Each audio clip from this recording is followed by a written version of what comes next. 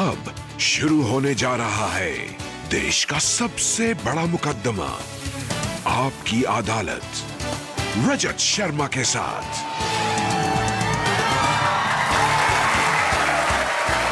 नमस्कार, आपकी अदालत में आपका स्वागत है। आपकी अदालत में आज पेश करेंगे एक ऐसी शख्सियत को जो बड़े लोकप्रिय सिंगर हैं, एक्टर हैं, क्रिकेटर रह चुके हैं और आज राजनीति की दुनिया में हैं। भारतीय जनता पार्टी के ऐसे नेता हैं जिन पर आजकल पूरी जनता का फोकस है। Please welcome actor, singer, leader Manoj Tiwari.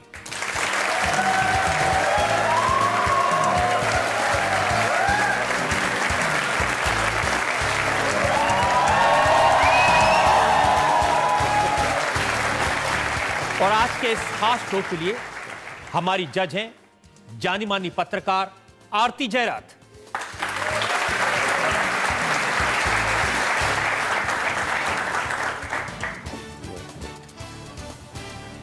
और इससे पहले कि आपकी अदालत में आज का मुकदमा शुरू करें, इल्जामात का सिलसिला शुरू करें, आज की जज आरती जयराथ की इजाजत चाहेंगे आज की कार्रवाई शुरू करने के लिए। कार्रवाई शुरू की जाए। और पहला इल्जाम लगे मनोज तिवारी पर। इससे पहले एक नजर मनोज तिवारी के करियर पर। आजकल मनोज तिवारी चर्चा में हैं बीजेपी के दिल्ली प्रदेश अध्यक्ष के रूप में। मनोज तिवारी पूर्वी दिल्ली से लोकसभा के लिए चुने गए। कई साल तक मनोज तिवारी बीजेपी के स्टार प्रचारक रहे। फिल्मों के अलावा मनोज तिवारी ने करगिल वॉर, बेटी बचाओ और भ्रष्टाचार के मुद्दों पर गाने लिखे और गाए हैं। मूलतः बिहार के रहने वाले मनोज तिवारी का जन्म वाराणसी के सरकारी अस्पताल में हुआ। मनोज तिवारी बनारस हिंदू यूनिवर्सिटी के ग्रेजुएट हैं। गोरखपुर से चुनाव लड़ चुके हैं और अब इन पर दिल्ली में बीजेपी का संगठन संभालने की जिम्मेदारी है। तो आइए मुकदमा शुरू करते हैं। आपकी अदालत में पहला इल्जाम भारतीय जनता पार्टी के नेता मनोज तिवारी पर। आपकी अदालत में बीजेपी के लीडर मनोज तिवारी पर आरोप है कि ये बार बार अपना रूप बदलते हैं। अब देखिए, हमने आपके इंट्रोडक्शन में देखा आप सिंगर हैं, एक्टर हैं, क्रिकेटर हैं, सॉन्ग राइटर हैं और अब बीजेपी के नेता हैं। लेकिन असलियत में तो मैंने सुना कि आप फिजिकल एजुकेशन के टीचर, पीटी मास्टर बनना चाहते थे। हाँ, मैं रजत जी में बीपीएड एमपीएड हूँ, bachelor of physical education, master of physical education. मैं काशी हिंदू विश्वविद्यालय से मेरी पढ़ाई, चूँकि मैं खिलाड़ी रहा हूँ तो मेरी जो ट्रेन टीचर हूँ मैं, नौकरी नहीं मिली। ओह तो फिर आपने क्रिकेटर बनने की भी कोशिश की थी? हाँ, जैसे देश का हर लोग किसी न किसी गेम में होता है, मैं भी था उसमें। और मैं काशी हिंदू विश्वविद्यालय कैप्टन भी हुआ। तो इस नाते महेंद्र सिंह धोनी से आपकी दोस्ती थी? हाँ, महेंद्र सिंह धोनी काफ़ी समय से हम लोग संपर्क में रहते हैं और जब वो क्रिकेट में उभर रहे थे तब से हम साथ में हैं और आज भी उसके साथ। देखिए, वो क्रिकेट में कहाँ निकल गए, आप कहाँ रह गए? अब अपनी अपनी किस्मत। वो तो मुझे खुशी होता है कि कोई अपने साथ रहने वाला व्यक्ति अगर इतना बड़ा हो जाए तो एक दिन उसको देखने में हमको लगे कि हम गिर जाएंगे तो हमें अच्छा लगता है हमारा साथी आगे बढ़े। लेकिन ये पीटी मास्टर बनते बनते, क्रिकेटर बनते बनते ये गाना कहाँ से आ गया बीच में? अब मेरे बाबूजी सिंगर थे। मेरे पिताजी गांव में किसान थे और पहलवान भी थे और वो शास्त्रीय संगीत गायक भी थे। बनारस घराने से बड़े रामदास जी के शिष्य थे। तो हम लोग को पता नहीं बाबूजी कब गांव से, मेरा गांव जहां है बिहार में, वहां से बनारस 70 किलोमीटर है। तो बाबूजी कब जाते थे, कब संगीत सीख के आते थे, ये हमको जानकारी नहीं। बस ये मालूम है कि मैं बाबूजी के मुझे अपने पेट पे सुला लेते थे, मेरे पीठ पे थपकी देते थे और मैं गायक बन गया, मैं संगीतकार बन गया। आप कह रहे हैं कि बिना फॉर्मली पारंपरिक तरीके से गाना सीखे आप सिंगर बन गए? नहीं, मैं सीखा ना, मैं सीखा नहीं, मुझे सिखाया गया। वो मेरे बाबूजी के जो शिष्य थे वो बार बार मुझे बोलते थे तुम गाना गाओगे, तुम गाना गाओगे। हम के भैया हमारा एकरा में इंटरेस्ट नहीं खे, तो काहे हमरा के परेशान करता रहो। तो वो मेरे गांव से उनका गांव करीब 4 किलोमीटर है, और जब मैं गांव में आता था शनिवार रविवार, मैं अपने गांव से जब मैं 5 साल का था तभी मेरा गांव छूट गया। पहले मैं भैया के ससुराल में जाके डालमिया नगर में पढ़ता लिखता था। मेरा पूरा जीवन ऐसे ही परिव्राजक की स्थिति में रहा है। तो जब हम गांव जाते थे तो मैं सो के जब उठता था तो मेरे कामतानाथ तिवारी नाम है, अभी भी वो गांव में खेती करते हैं, भैंसों की रखवाली करते हैं। उनको मैंने बहुत कोशिश की, मैं आज चाहूँ तो उनको कहीं भी ले जा सकता हूँ, लेकिन वो कहते हैं मुझे गांव प्यारा है, मैं कहीं नहीं जाना चाहता। तो ये आपको कब एहसास हुआ कि आप गाना गा सकते हैं, सिंगर बन सकते हैं, उससे थोड़ी बहुत कमाई भी कर सकते हैं? हाँ, ये मुझे तब हुआ जब मेरे पिताजी नहीं रहे। तो मेरे पिताजी नहीं रहे तो तेरही में बहुत सारे लोग आए थे, उनके शिष्य लोग थे। तो एक हारमोनियम छूट गई थी वहीं पे, तो पता नहीं क्या आया। मैं उनके बाद में रोज़ हारमोनियम में थोड़ा थोड़ा करता था, थोड़ा थोड़ा करता था। तो एक दिन एक धुन निकल गया, और वो धुन था कौन दिशा में लेके चला रे बटोहिया। तो निकल गया, और पता नहीं वो हारमोनियम में निकला, मेरे सुर में आया, फिर वो एक दिशा बन गई। तो मैं सोचा कि शायद इसमें बाबूजी के तेरही के 2 महीने बाद गांव में एक फंक्शन था, उसमें गा रहा था, तो मुझे किसी ने 150 रुपया इनाम दे दिया। तो मुझे लगा कि ये अच्छा बिजनेस चल सकता है। तो क्या गाया था उस दिन जब आपको 150 रुपये मिले? मैं वो पंकज उदास का गजल गाया था। उधर चांदी जैसे रंग है तेरे सोने जैसे बाल, एक तू ही धनवान है गोरी, बाकी सब कंगाल। तो यही मैं गाना गाया था। लोग इनाम दिया 150 रुपया, उस समय बहुत था, क्योंकि उसमें मेरा खर्चा 10 रुपया महीना था। लेकिन प्रॉपरली गाया, सिंगर बने, एल्बम बनाई, तो मैंने सुना कि करप्शन के खिलाफ गाना गाना शुरू कर दिया था। हाँ, ये ठीक कहा आपने। जब मेरा पहला एल्बम निकला, मेरा पहला एल्बम निकलने में और मेरे गाना शुरू करने में 6 साल का गैप है। आजकल के तो जो हमारे सिंगर्स आते हैं वो तो 2 महीना नहीं पेशेंस रख पाते हैं। मैं 6 साल तक, जिस दिन मुझे वो 150 रुपया इनाम मिला, उसके बाद में 6 साल जिस नोएडा में ये इंडिया टीवी का ये ऑफिस है जो पूरा देश इसको प्यार करता है, यहीं पे मैं गुलशन कुमार जी के यहाँ स्ट्रगल करता था 6 साल। क्रिकेट मैच खेल के फिर भागता था इधर उधर, क्योंकि मुझे लगता था शायद मैं गायक बन सकता हूँ। मेरे यूनिवर्सिटी के दोस्त बोलते थे, वो चंदा लगाते थे, मेरा प्रोग्राम कराते थे। एक तो जो मेरा साथी था ना, जो मेरे साथ रूम पार्टनर था, उसको ग्रामी अवार्ड मिल गया, संदीप दास। हाँ, वो मेरा रूम पार्टनर था। हमें लहरा देता था और वो तबला का रियाज करता था। तो ये महेंद्र सिंह धोनी, संदीप दास, पिंकी नामधारी बहुत बड़े तबला वादक है। वो सब पंडित किशन महाराज जी के शिष्य थे। तो हम लोग पंडित किशन महाराज जी का पैर दबाते रहते थे, सीखते रहते। गुरु शिष्य परंपरा। तो ये जो आपने गाना गाया था करप्शन के बारे में, सब रुपये का खेल, और जब मैं गायक बन गया, जब मेरा एल्बम निकला, मैं स्टार हो गया, तो मैं जब समाज में कुछ बुराइयां होती थी तो मैं उसको गाता था। मुझे नहीं पता था आगे चल के मैं एक दिन सांसद बनूंगा, नरेंद्र मोदी का साथी बनूंगा, ये सब नहीं पता था। लेकिन मेरे मन में था गलत हो रहा है तो उसको गाना में गाओ। गायक का यह धर्म है कि समाज की समस्या को उठाओ। तो ये जो सामाजिक काम करने का कीड़ा है, ये आपको तभी से था? गाते गाते भी आप ये काम करते थे? हाँ भैया, मैं अचानक रोमांटिक गीत गाता रहता था, फिर अचानक भ्रूण हत्या पे, दहेज हत्या पे, भ्रष्टाचार पे, बेरोजगारी पे एक गाना तो मेरा दुनिया में बहुत हिट हुआ। देख से ठीक बोला उन्होंने। मैंने गाया था कि एक मतलब नौकरिये नहीं लागत।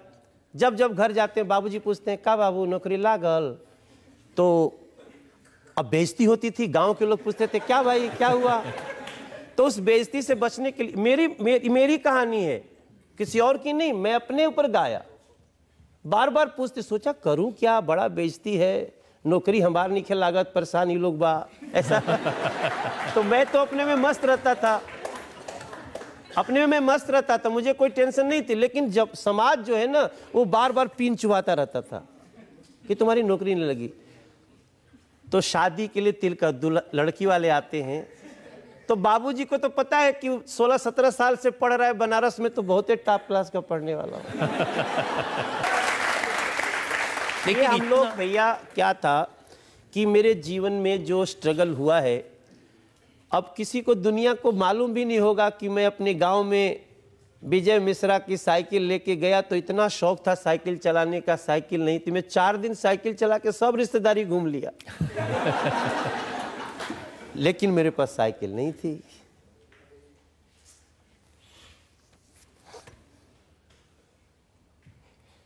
मैं जब मेला देखने जाता था तो मेरे पास पैसे नहीं होते थे, माँ से बोल भी नहीं सकते थे कि मेला देखने जाना है, माँ को नाराजगी होती थी। तो उससे मजबूत हुआ हूं, कभी जीवन में किसी शिकायत नहीं किया। 5वीं क्लास से स्कॉलरशिप परीक्षा पास कर ली तो 100 रुपया महीना मिलने लगा, तब मेरा खर्चा 15 रुपया होता था। लेकिन उसके पहले का मेला में वो घटना भी याद है मुझे, जब मुझे जलेबी खाना था, पैसे नहीं थे, मैं देखा कुश्ती हो रही है तो अपने एज ग्रुप में लड़ गया, लुंगी इनाम मिला तो लुंगी बेच के जलेबी खाई, ग्रव कर रहे। और मैं बोलना चाहता हूँ अपने दुनिया भर के अपने दोस्तों को, साथियों को बोलना चाहता हूँ कि निराश तो होना ही नहीं है। हमारा जन्म इस धरती पे हुआ है तो किसी न किसी कारण से हुआ है, आज नहीं तो कल हमें वो चीज मिलेगी, ऐसा हमें विश्वास होना चाहिए। और वाकई में आपने बहुत बड़ा मुकाम हासिल किया है, लेकिन आप एक चीज पर टिकते नहीं। अच्छे सिंगर बन गए, पॉपुलर बन गए तो एक्टर बन गए। क्या वो फिल्म थी ससुरा बड़ा पैसे वाला? तुलसी बाबा ने लिखा है ना भैया कि जन्म जन्म मुनि जतन कराही, अमानुष जन्म फेरु नहीं पाव। कहते हैं ना कि आप कितना भी करिए, मनुष्य का जन्म बड़ा दुर्लभ है, ये मानव का जन्म दोबारा नहीं मिलता। कबीर बाबा ने भी कहा है कि बड़ी रे जतन से रखियो झुलनिया, अटूटी है तो फिर ना ही जुटी है झुलनिया, फिर न मिली ऐसन ढांचा हमार पिया।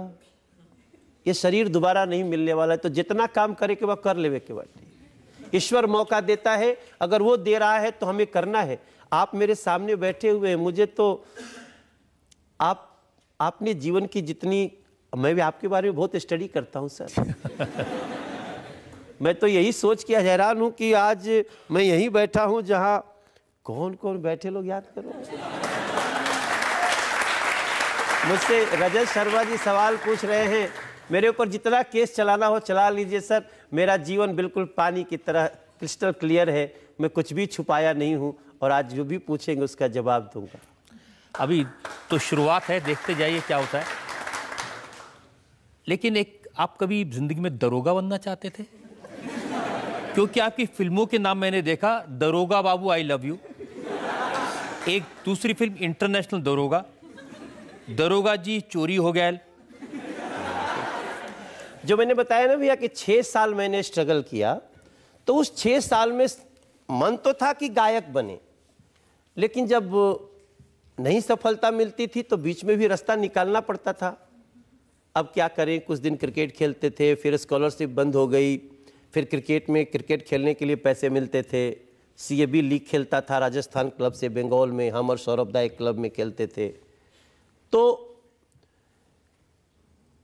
दरोगा बनने का भी एक मन में, पहले तो IAS अफसर बनना चाहते थे, फिर धीरे धीरे घटते गए, नहीं हुआ तो फिर चलो कम से कम PCS बन जाए, वो भी नहीं हुआ तो फिर सोचे दरोगा बन जाए, फिर वो भी नहीं हुआ तो अब मैं कुछ भी करने को तैयार था।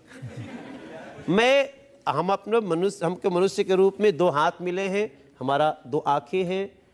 हम कम से कम किसी के आगे हाथ न पसारना पड़े, वो हर काम करेंगे जिससे मैं सम्मान के साथ जी सकूं। मैंने किया, दरोगा भी बनना चाहता था, नहीं बने तो सिनेमा में बन गए। ऐसा लगा मुझे। नहीं बने तो सिनेमा में बन गए। लेकिन जब आप राजनीति में उतरे तो बहुत सारे उतार चढ़ाव हुए, उसको लेकर बड़े सारे इल्जामात मेरे पास में हैं। एक ब्रेक के लिए हमें रुकना है और ब्रेक के बाद आपकी अदालत में मनोज तिवारी पर इल्जामात और सवालात का एक और दौर। लेकिन वो कहते हैं वो इलेक्शन इसलिए हारते हैं क्योंकि जो वोटिंग मशीन है उसमें गड़बड़ है, कोई भी बटन दबाओ उसमें कमर पर निशान लगता है। वही इलेक्शन कमीशन, वही ईवीएम आपको 70 में 67 दिया, तब तो आप मार बल्ले बल्ले बल्ले, बहुत अच्छा ईवीएम है, बहुत अच्छा इलेक्शन कमीशन है। भाई साहब, ये मानसिक दिवालियापन है, मैं समझता हूं।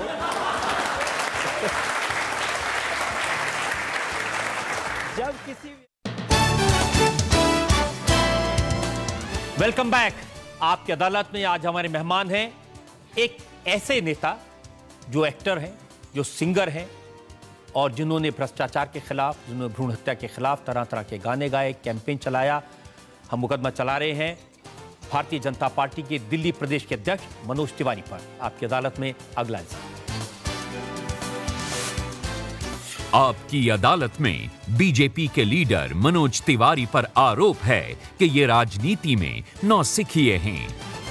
अब देखिए, जैसे म्यूजिक में बड़ी परंपरागत शिक्षा नहीं ली, राजनीति में भी कोई शिक्षा नहीं ली, संघर्ष नहीं लिया, पैराशूट से उतरे और एकदम बड़े नेता बन गए आप। नहीं, मुझे लगता है कि मैं जितनी परेशानियां झेल करके यहाँ तक आया हूँ वो बड़ी शिक्षा है। हमने बेरोजगारी का दंश झेला, हमने पलायन का दंश झेला, हम 12 घंटा बिजली के चक्कर में गांव छूट गया, माँ बाप छूट गए, हमारे गांव के लोग छूट गए। हमने पलायन का दर्द सहा। हम पर प्रांत में गए तो पर प्रांतियों के नाम पे हमारे ऊपर अटैक भी हुए। हमने अपने देश में लोगों को आपस में जातियों धर्मों में लड़ाते हुए पॉलिटिशियंस को देखा।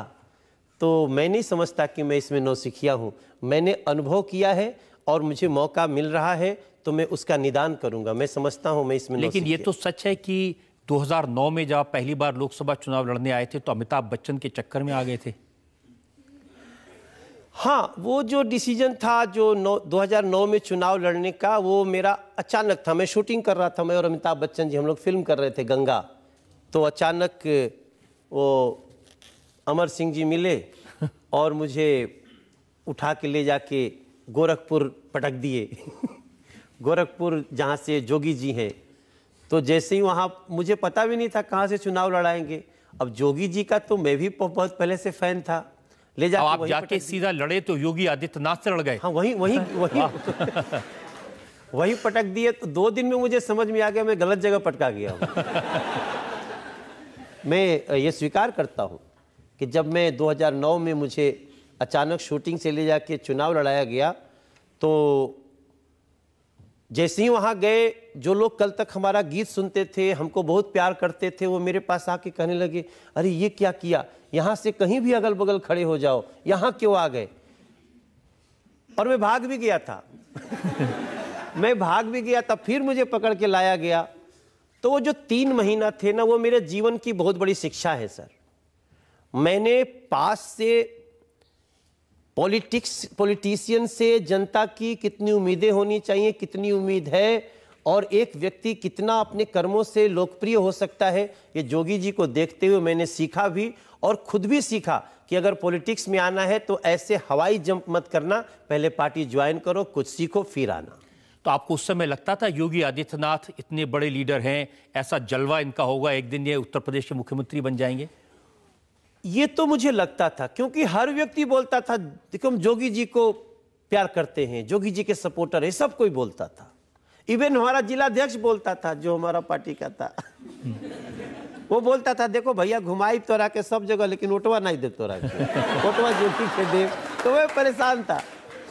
मैं तभी समझ गया था कि योगी आदित्यनाथ जी जिस प्रकार से जनता के मन में बसे हुए हैं, वो एक न एक दिन कोई ये बड़ा धमाका करेंगे और उन्होंने तो धमाका कर दिया, लेकिन अब वो भी याद रखेंगे ये मेरे खिलाफ लड़ा था। नहीं, वो तो मैंने उसी समय जिस दिन मिले थे हमको चुनाव के दौरान ही, तो उन्होंने मुझे एक बात कही थी कि भाई तुमने बड़ी मर्यादा का पालन किया, क्योंकि मैं कहीं भी जोगी जी के बारे में बोलता ही नहीं था। मैं सोचता था जो मिले के वोट दोनों कट जाएगी। तो मैं जब मिले तो मैंने उनको प्रणाम किया था और मैंने बोला बाबा आशीर्वाद दीजिए, तो हाथ उठाए, तो फिर हमने कहा बोल दीजिए विजयी भव। तो बाबा ने कहा नहीं, चुनाव बाद बोलेंगे। तो इतना नियंत्रण, हालांकि उनका आशीर्वाद मुझे फलित हुआ। उन्होंने कहा कि यहां से जहां भी जाके लड़ोगे तुम विजयी होगे, वही हुआ। चलिए, आप योगी जी से बचे, ये मोदी जी के चक्कर में कैसे आ गए आप? मोदी जी को तो बहुत समय से फॉलो करता रहा, लोगों से, गलियों से, टीवी से, अखबारों से, हर जगह से एक ऐसा व्यक्तित्व जिसको नष्ट करने की कोशिश हो रही थी। बार बार उनको जान से मारने की कोशिश। इशरत जहां का जब केस आया तब तमाम अचानक हमको लगा कि इनको नष्ट करने की कोशिश क्यों कर रहा है ये देश के कुछ लोग। तो मुझे याद था कि जब जब किसी को नष्ट करने की कोशिश करोगे तो कृष्ण पैदा होता है। आप जब जब मारने की कोशिश करिए तो कृष्ण पैदा होगा, वो अन्याय का खात्मा करेगा। तो मैं धीरे धीरे उनको देखता रहा। भ्रष्टाचार हमारे देश में चरम सीमा पे था। आपको जैसे मैंने बताया, मैं भ्रष्टाचार के कई गीत गा चुका हूं। मैं 4-5 घंटा के भ्रष्टाचार पे अपनी भावनाएं रख सकता हूं। और मैं भ्रष्टाचार को समाप्त करने के लिए मैं उस मंच पे भी था जहां अन्ना हजारे थे। मैं 3-4 दिन वहां था। देखा था मैंने आपको। लेकिन मोदी जी ने कभी आपका गाना सुना? जिस दिन सुन लिया उन्होंने, उस दिन मैं मोदी जी के साथ हो गया। मैं सूरत में मेरा कार्यक्रम था और मोदी जी गुजरात में बिहार शताब्दी समारोह मना रहे थे और मैं वहां गाना गाने गया था। और अभी भी वो वीडियो है यूट्यूब पे, आप कभी देखेंगे कि नरेंद्र मोदी जी बैठे हुए हैं गुजरात मुख्यमंत्री के रूप में और मैं उनके सामने गाना गा रहा हूं और उन्होंने मेरा हाथ पकड़ के ऐसे उठाया। मैं भी सोचा कि सच्चा व्यक्ति, इसके साथ चलो, अगर देश के लिए कुछ सोचते हो तो इनके साथ ही सफल हो सकता है।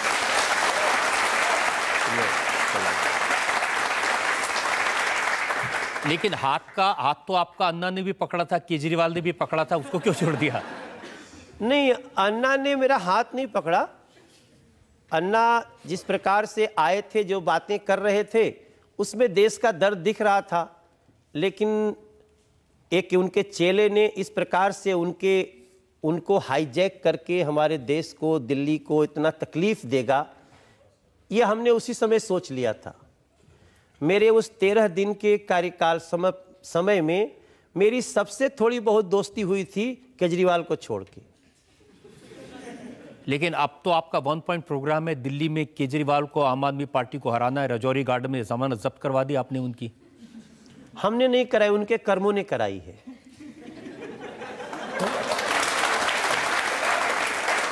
ये अरविंद केजरीवाल के कर्मों ने, मैं उनको बार बार बोलता हूं कि आप मनोज तिवारी जो दिल्ली बीजेपी प्रदेश अध्यक्ष है, आप उसके साथ दिल्ली के किसी झुग्गी बस्ती में चलो, किसी अनऑथराइज कॉलोनी में चलो, गांव में किसी किसानों के पास चलो, नजफगढ़ चलो, खेड़ा कला गांव चलो, किसी भी तरफ चलो, लेकिन वो मेरे साथ आते नहीं है। क्योंकि जो मैं गांव में रह रहा हूं, बस्तियों में रह रहा हूं, वहां पे लोग एक ही बात बोलते हैं, हमें पानी दे दो पीने का, हमारे घर में पानी का नल लगा दो।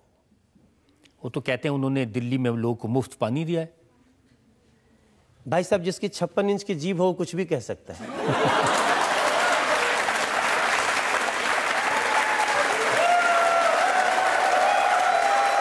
अभी क्या है, वो नरेंद्र मोदी जी से कंपटीशन करते रहते हैं ना, तो नरेंद्र मोदी जी का 56 इंच का सीना है, तो सोचा चलो सीना नीचे जीभ बना लो।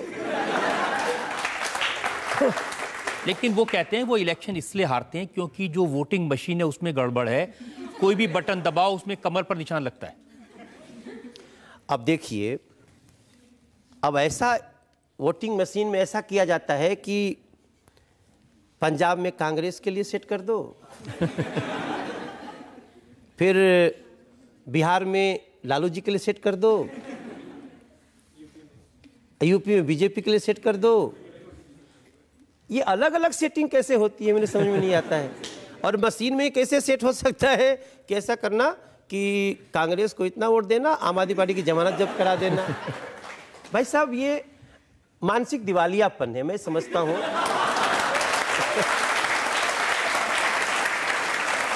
जब किसी व्यक्ति को पता हो कि हमको परसों दिन हारना है तो आज से तैयारी में लग जाए, यही होगा, यही होगा। एक्चुअली उन्होंने जनता के साथ अपराध किया है। उन्होंने तो बहुत बातें बोली। अब देखिए ना, हम अपने पॉकेट में आजकल वो जियो का वाईफाई लेके घूमते हैं, क्या करें। तो उन्होंने क्या कहा था कि दिल्ली में सबको वाईफाई मिलेगा, आपको नहीं दिया? भाई साहब मेरे को क्या, हम समझते हैं मैं जहां जा रहा हूं लोग ऐसे ऐसे लगाते रहते हैं किधर से लग जाए। तो मैं समझता हूं वाईफाई की बात हो, नए स्कूलों की बात हो, बसों में मार्शल की बात हो, जितने 70 वादों का मैंने पड़ताल किया। अभी सोचिए बिजली का बिल लोग 6 गुना ज्यादा दे रहे हैं। आप बताइए कोई ऐसा मीटर है जो 400 यूनिट होने वाला हो तो कहने लगे बंद करो बंद करो, 400 होने वाला हूं, बंद करो बंद करो, ऐसा बोलता है क्या? आज जैसे 401 यूनिट हुआ खटक 6 गुना बिल दो। लेकिन वो ये कहते हैं कि जो इलेक्शन कमीशन है वो सारी गड़बड़ मोदी जी उससे करवा रहे हैं। इलेक्शन कमीशन धृतराष्ट्र की तरह है, उसकी आंखें बंद हैं, वो अंधा है, और दुर्योधन रूपी बीजेपी को येन केन प्रकारेण साम दाम दंड भेद करके सत्ता में बिठाना चाहता है। देखिए इलेक्शन कमीशन ने इनके ऊपर केस भी किया, गवर्नमेंट के ऊपर केस हुआ है। और अभी जो हमारे एमसीडी के चुनाव है ना, उसमें मेरे बीजेपी के 5 कैंडिडेट का नॉमिनेशन रद्द हो गया, इलेक्शन कमीशन ने किया। और वो कितना बीजेपी को सपोर्ट करता है आप देख लीजिए। 5 लोग अभी तो चुनाव लड़ने भी नहीं गए तब तक हटा दिया। उसके बाद आम आदमी पार्टी का एक भी नहीं कटा, क्योंकि स्टेट इलेक्शन उनके अंडर में है, स्टेट इलेक्शन कमीशन कराता है। अब क्या है कि आप इलेक्शन कमीशन पे सारा दोष दे देते हैं, वही इलेक्शन कमीशन, वही ईवीएम आपको 70 में 67 दिया, तब तो आप मार बल्ले बल्ले बल्ले, बहुत अच्छा ईवीएम है, बहुत अच्छा इलेक्शन कमीशन है। सर क्या है ना कि काठ की हांडी बार बार नहीं चढ़ती, और आप जनता को अगर धोखा देने की बात करते हो, अभी तो उसने धमकी तक देना शुरू कर दिया। आपको धमकी दे दी? पूरी दिल्ली की जनता को धमकी दिया, बड़े बड़े होर्डिंग लगाए, अगर एमसीडी बीजेपी में जीती तो बिजली पानी का दाम बढ़ा देंगे। दिया कि नहीं दिया ना? अब बताइए, ये तो सीधे थ्रेट हुआ ना दिल्ली की जनता को वोट के पहले कि अगर एमसीडी में बीजेपी जीती तो बिजली पानी का दाम बढ़ेगा। बिजली पानी आपके यहां है, आपके पानी मंत्री कपिल मिश्रा है, आपके बिजली मंत्री कौन है, सत्येंद्र, जो भी हो, हवाला कारोबारी होंगे, जो भी होंगे। मैं कहता हूं जब चाहते हो बिजली हाफ, पानी माफ, ये सब करते रहते हो आप, तो क्या एमसीडी में बीजेपी जीत जाएगी तो आप बिजली पानी का दाम बढ़ा दोगे? जरा बढ़ा के दिखाओ, दिल्ली की जनता है, आपकी ईंट से ईंट बजा के रख देंगे, आप करके देखो तो। लेकिन देखिए, आप भी तो परेशान करते हैं। वो कहते हैं कि आपने उनकी पार्टी का दफ्तर ले लिया, सड़क पे बिठा दिया। अब कांग्रेस जिसका एक भी एमएलए नहीं है उसके पास दफ्तर है, बीजेपी जिसके पास 4 एमएलए उसके पास दफ्तर है, जिसके 66 एमएलए हैं उसके पास दफ्तर नहीं। मैं तो चाहता हूं कि आम आदमी के पास दफ्तर ही दफ्तर हो, दफ्तर ही दफ्तर हो। लेकिन दफ्तर बुक जो दफ्तर देने वाला, एक बार उस ऑफिस में तो जाओ जो दफ्तर अलॉट करता है। ये सोचते हैं खाता न बही, जो केजरीवाल कह दे वही सही। ऐसे कैसे हो सकता है? आम आदमी पार्टी को दफ्तर मिलना चाहिए, मैं इसका समर्थन करता हूं, लेकिन वो दफ्तर जहां से मिलता है वहां से अलॉट तो करा लो। अलॉट कराते हो मंत्री के नाम पे, कहते हो हम इसको दफ्तर बनाएंगे। तो कानून तो है ना, संविधान है, बाबा साहब अम्बेडकर का बनाया संविधान है। बाबा साहब अम्बेडकर की आत्मा को क्यों दुखाते हो? अब आप तो हर चीज में ऑब्जेक्शन करते हैं। अब खाना खा लिया और थाली अगर 13,000 रुपए की हो गई, उस पर भी सवाल। बात है कि उस 13,000 के थाली में कितने का भात था, कितने का चावल था, कितने का रोटी था, कितने का मछली था, मुर्गा था, पता ना पड़ेगा ना।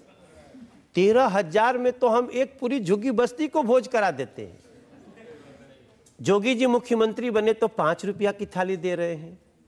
आप मुख्यमंत्री बनते हो तो आप 13,000 ही नहीं, 13,000 कार्यकर्ताओं के लिए, 16,000 अपने लिए और मनीष सिसोदिया के लिए।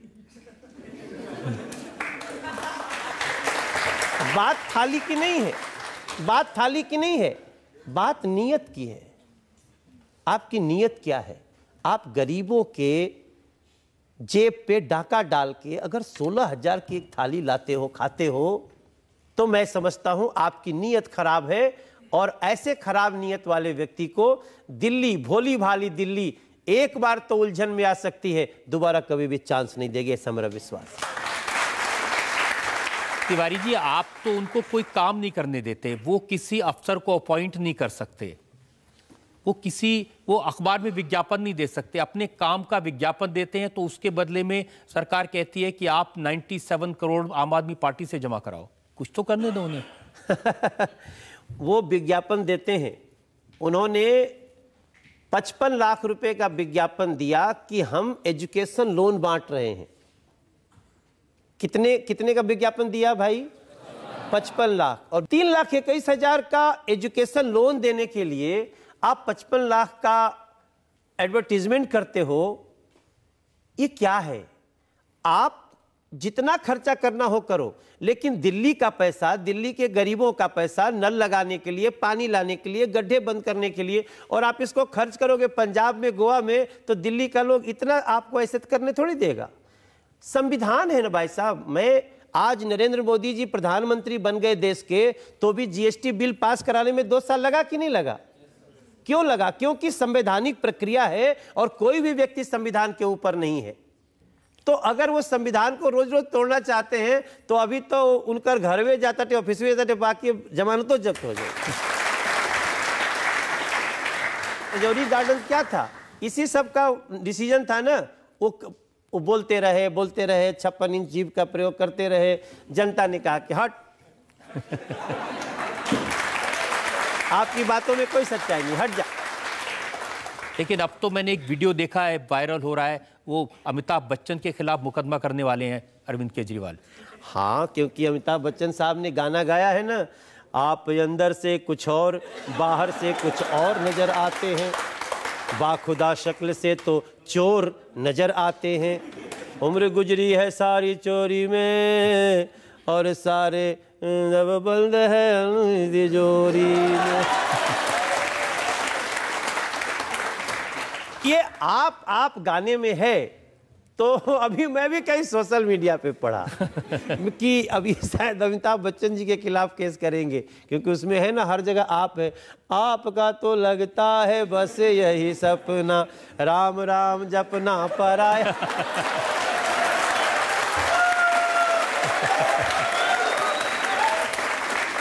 नहीं ठीक है। देखिए, केजरीवाल जी को लेकर के बहुत सारे सवाल हैं जनता के मन में, लोगों के मन में बहुत सारे सवाल सोशल मीडिया से मुझे मिले हैं कि मनोज तिवारी से पूछेगा। तो एक ब्रेक के लिए हम रुक रहे हैं और ब्रेक के बाद आपकी अदालत में मनोज तिवारी से पूछेंगे कुछ और सवाल अरविंद केजरीवाल के बारे में। आपको एक वीडियो दिखा होगा सर, अभी कश्मीर में हमारा सोल्जर जा रहा है और उसको वहां के लोग थप्पड़ मार रहे हैं। जब उस सैनिक को यहां पड़ा ना, तब मुझे लगा कि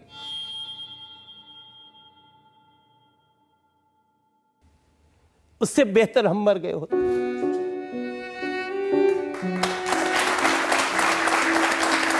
ये देश माफ नहीं करेगा सर, ये देश माफ नहीं करेगा, ये देश माफ नहीं करेगा।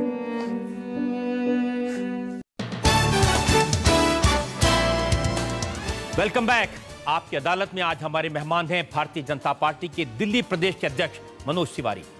आपकी अदालत में अगला हिस्सा। आपकी अदालत में बीजेपी के लीडर मनोज तिवारी पर आरोप है कि ये केजरीवाल को परेशान करते हैं। अब देखिए, मैं आपको अरविंद केजरीवाल जी, दिल्ली के मुख्यमंत्री, आईआईटी के पढ़े हुए, उनकी शिकायतें बताता हूं। वो कहते हैं मैं दिल्ली में जहां भी जाता हूं लोग मोदी मोदी के नारे लगाने शुरू कर देते हैं, और वो कहते हैं कोई लोगों को समझाए कि मोदी मोदी चिल्लाने से क्या उनके बिल माफ हो जाएंगे, क्या मोदी मोदी चिल्लाने से उनका पेट भर जाएगा। एक तो देखिए, हम न तो अरविंद केजरीवाल को तकलीफ देते हैं, न ऐसी कोई नीयत रखते हैं।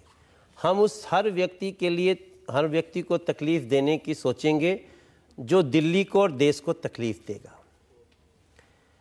मोदी मोदी मोदी एक विश्वास है, मोदी गरीबों का एक आस है, मोदी युवाओं का विश्वास है, किसानों का, जवानों का, सभी लोगों ने एक आशा रखी और सारी आशाएं धीरे धीरे पूरी हो रही हैं। मैं समझता हूं जो दिल्ली को तकलीफ देगा उसको हम तो कभी नहीं माफ कर सकते। आपको एक वीडियो दिखा होगा सर, अभी कश्मीर में हमारा सोल्जर जा रहा है और उसको वहां के लोग थप्पड़ मार रहे हैं, उसका हेलमेट उठा के फेंक रहे हैं, लात मारी है, लात मारी है, और उसके हाथ में संगीन है, जैसा उसके हाथ में संगीन है, उसको इधर मारा, इधर मारा, और नारा क्या लग रहा है, छीन के लेंगे आजादी। उसी नारे का समर्थन करने तुम जेएनयू में जाते हो। मनोज तिवारी क्या इस देश का एक एक बच्चा तुमको नहीं छोड़ेगा, कोई नहीं छोड़ेगा।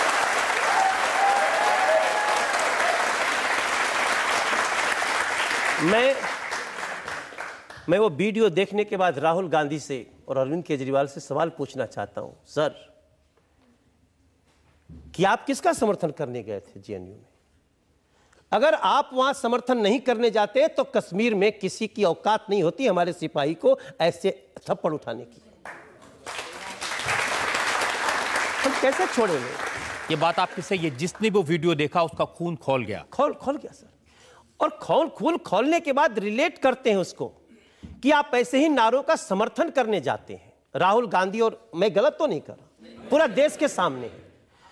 तो जब इस देश के सैनिकों को थप्पड़ लगेगा और आप उसके साथ वो नारा लगेगा, हम छीन के लेंगे आजादी, अगर अरविंद केजरीवाल और राहुल गांधी ऐसे कांग्रेस और आम आदमी पार्टी को हम क्या करेंगे सर? हम तो कुछ नहीं है। हम जिस दिन जब उस सैनिक को यहां पड़ा ना, तब मुझे लगा कि उससे बेहतर हम मर गए होते।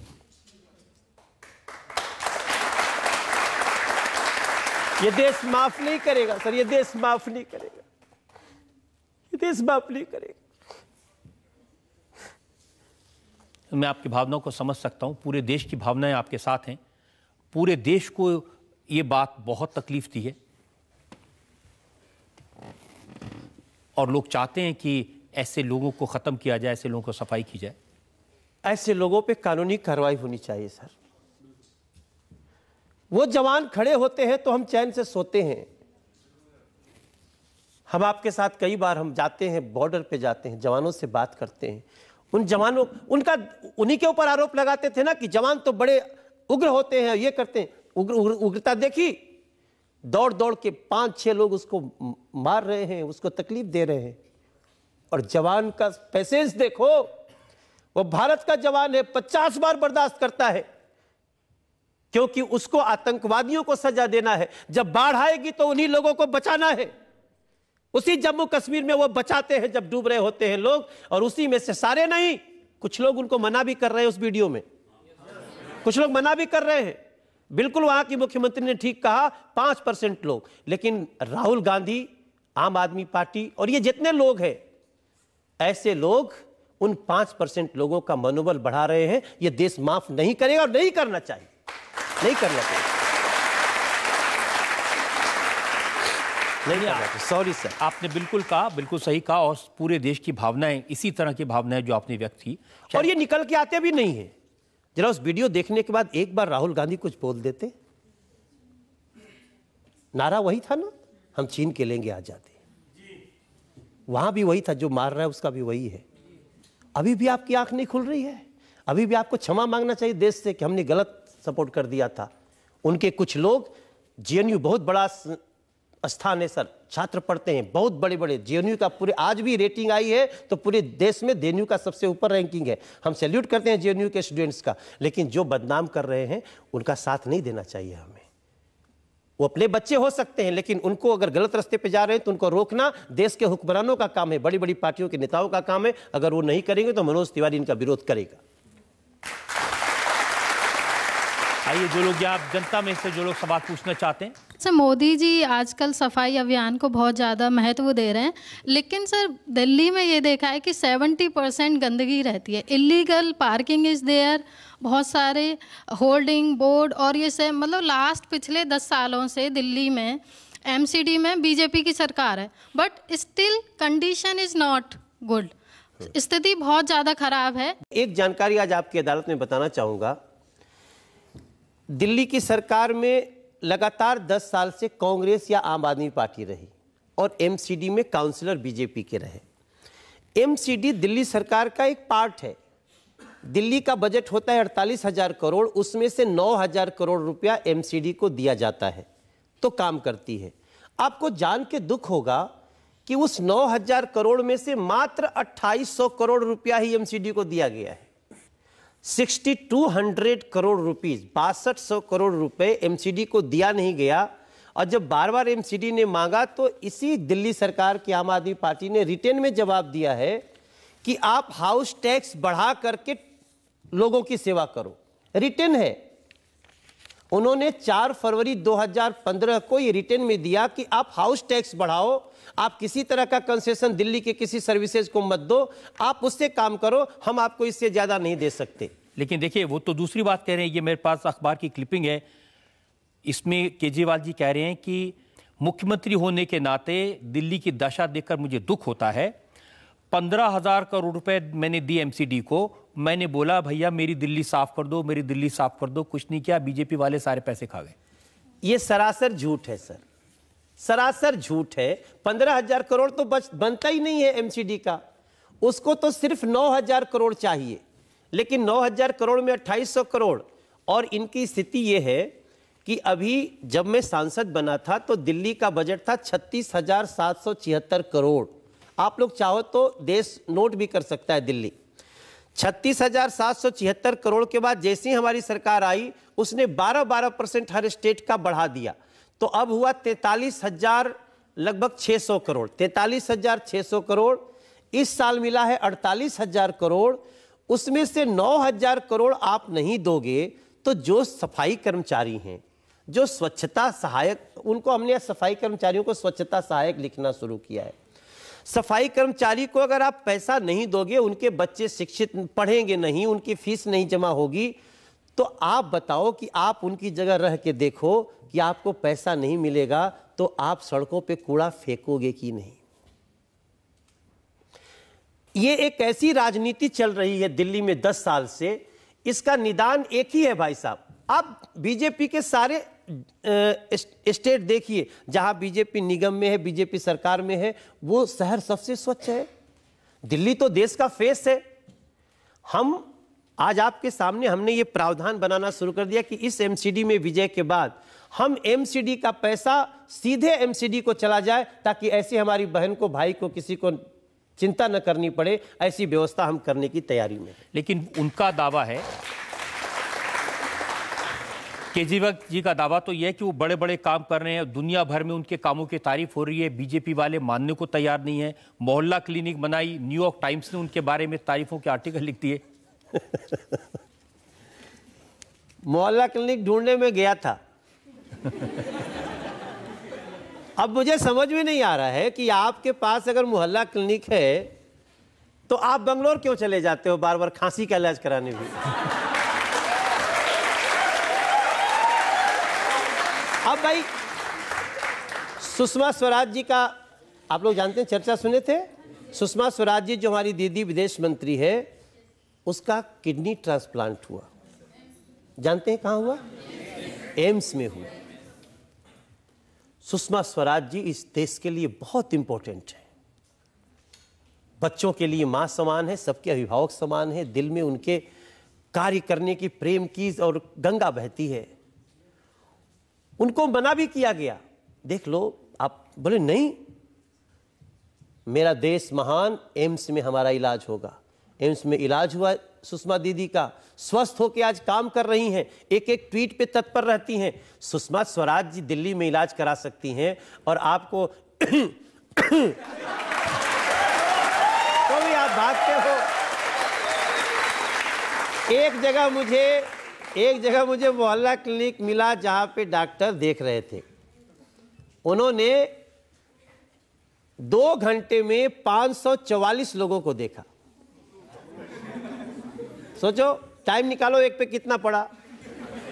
हम पूछे डॉक्टर साहब फीस 4 लाख रुपया महीना, और 2 घंटा में 544 लोग इतना देखे, एक आदमी पे लगभग 24 सेकंड पड़ा। हमने कहा देखने के लिए देख रहे हो या देखने के लिए देख रहे हो? सर मोहल्ला ऐसे एक मोहल्ला क्लिनिक से ये सड़कों पे ये तो बहुत सारी बातें कहते हैं ना कि हमने मुफ्त में दवाई दे रहे हैं, लोग की जो टेस्ट है वो मुफ्त में हो जाएंगे। भाई साहब वो जो चिट्ठियां लिखा है ना, जो विदेश में कौन बताए, कौन लिखा है चिट्ठी, ये तारीफ किया है न्यूयॉर्क टाइम्स का उन्होंने हाँ, कहा। अगर वो आ गया दिल्ली में चेक करने ना तो सस्पेंड करके जाएगा इनको। वो चूंकि क्या है ना, बने वाला 56 इंच की जीभ। बोलो जो बोलना है बोलो। आपका एक बहुत ही फेमस एल्बम है पूरब का बेटा। आप पूरब के बेटा में एक गाना है, वो गाना मैं आपके लिए गाना चाहता हूँ। Sure sir. वो कि हाँ हम बिहारी, दिल बाटे भोला भाला, यूपी के भैया हमरे के बोलल जाला। हम बिहारी, दिल बाटे भोला भाला, यूपी के भैया हमरे के बोलल जाला। दिल्ली के बेटा हमहन के बात निराला, हमरा के मत बुझियाओ। अब फिर लोग कहेंगे केजरीवाल को बोल रहे हैं। अरे हमरा के मत बुझियाऊ, का बुझल तू।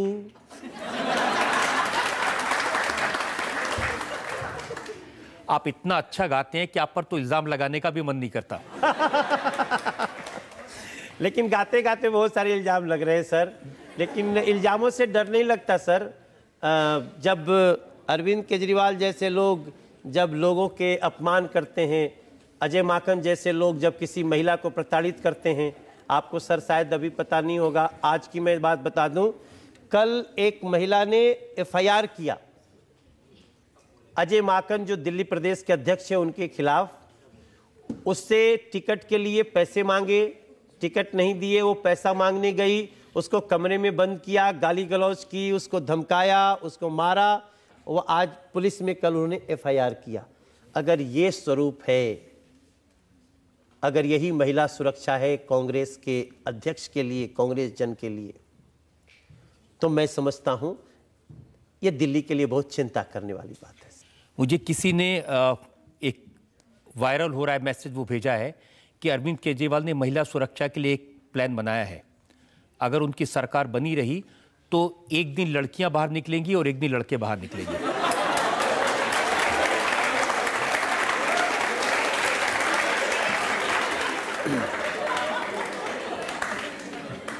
तो एक और ब्रेक ले लेते हैं अभी, और ब्रेक के बाद आपकी अदालत में मनोज तिवारी पर कुछ और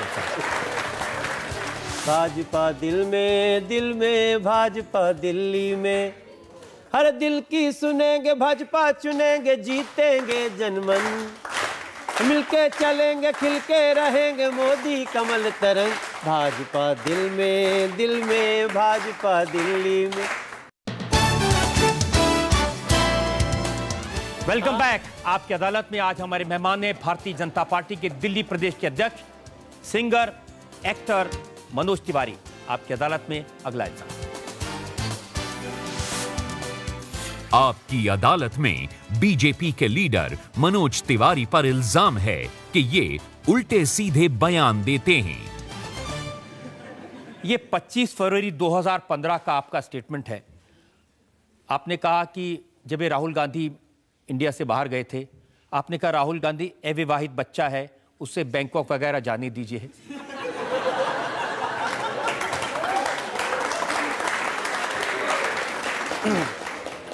मैंने तो अच्छा समझ के कहा था। मैंने सोचा हम इस बात का बुरा क्या मानेंगे। मैं तो उनका पक्ष लिया था। और फिर प्रियंका जी बार बार लोग पूछ रहे थे ना, कहाँ गए 55 दिन हो गया, 56 दिन हो गया, 58 दिन हो गया। तो उसी में कोई बताया बैंकॉक में है, पटाया में है। तो हमने कहा जाने दो यार, हमको आके आप बयान दीजिए। हम कहे इस पे क्या बयान दे यार, अभी शादी वादी हुई नहीं, घूमने दो।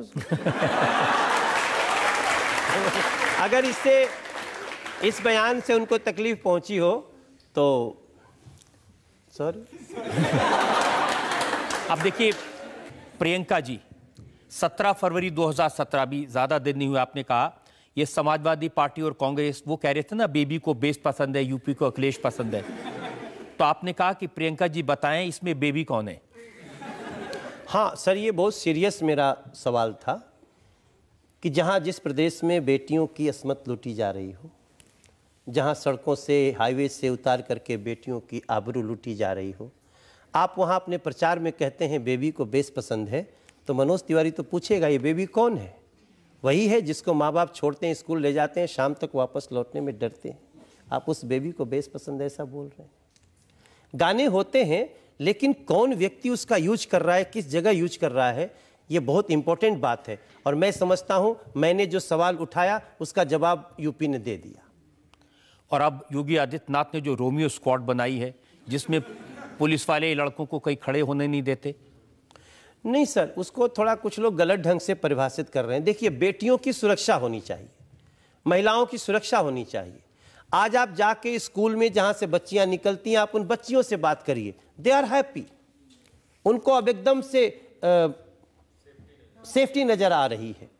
तो अब यूपी की बेबीज, बच्चियां, हमारी बहनें, वो सेफ महसूस कर रही हैं। उनको योगी पे गर्व हो रहा है, उनको बीजेपी पे गर्व हो रहा है। ये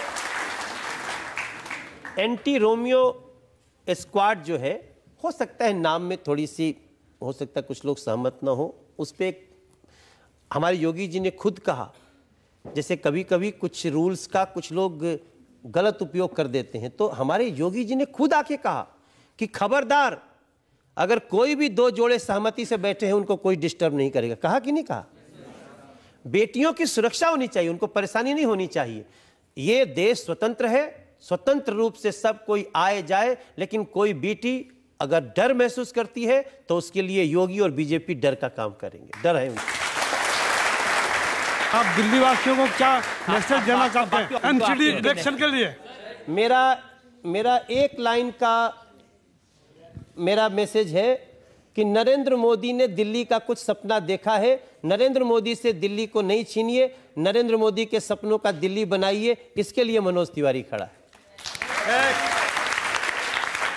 मनोज जी, एक मैसेज तो कैलाश खेर भी देना चाहते थे गाना गाकर, और चूंकि आप और भी बड़े सिंगर हैं, आपने उनका गाना रिजेक्ट करके अपना गाना गा दिया दिल्ली बीजेपी के लिए। हे भगवान, ऐसा कभी हो नहीं सकता।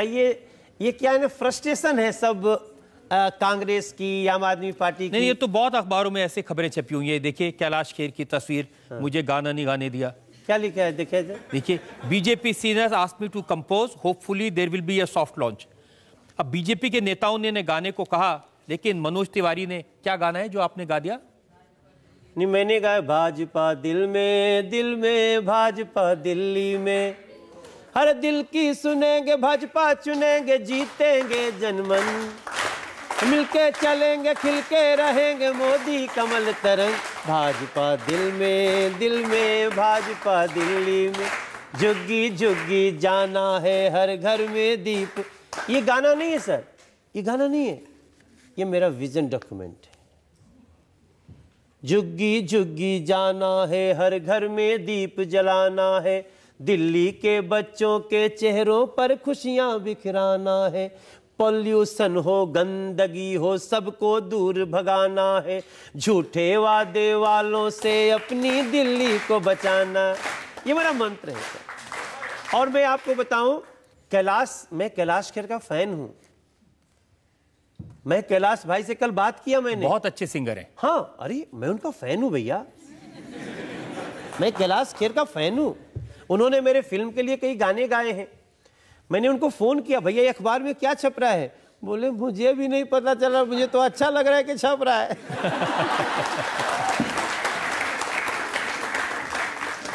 मनोज जी, हमने आपसे हर तरह के सवाल पूछे, अरविंद केजरीवाल पर, दिल्ली की जनता पर, राहुल गांधी पर, और आपने हर सवाल का बड़ी सफाई से जवाब दिया। आपने कोई डक करने की कोशिश नहीं की, ये अच्छी बात है।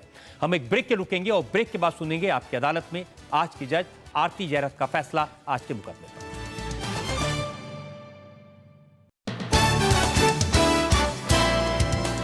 Welcome back.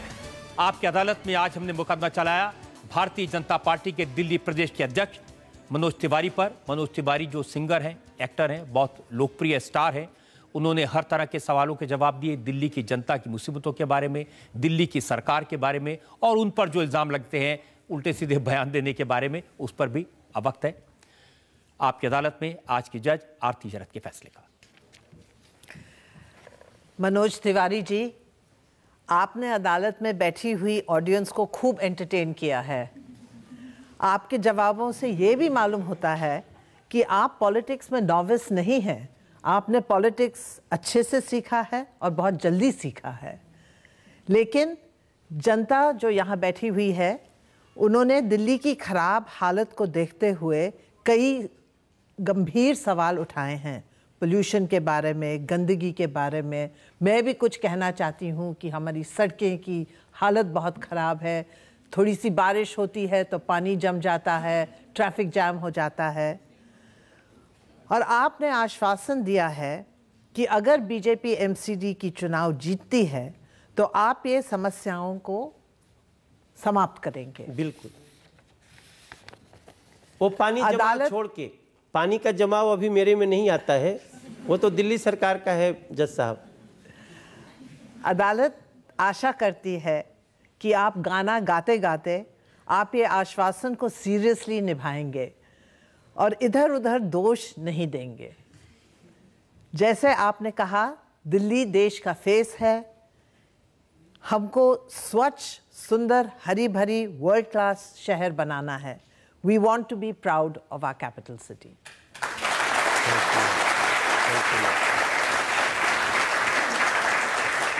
इस उम्मीद के साथ, इस विश्वास के साथ मनोज तिवारी इसी तरह से हंसते, गाते, खेलते दिल्ली की जनता की समस्याओं को हल करेंगे।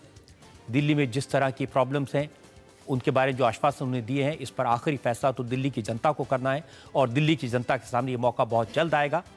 हम आपसे इजाजत लेंगे, अगले सप्ताह से मुलाकात होगी एक नई शख्सियत के साथ। तब तक के लिए नमस्कार।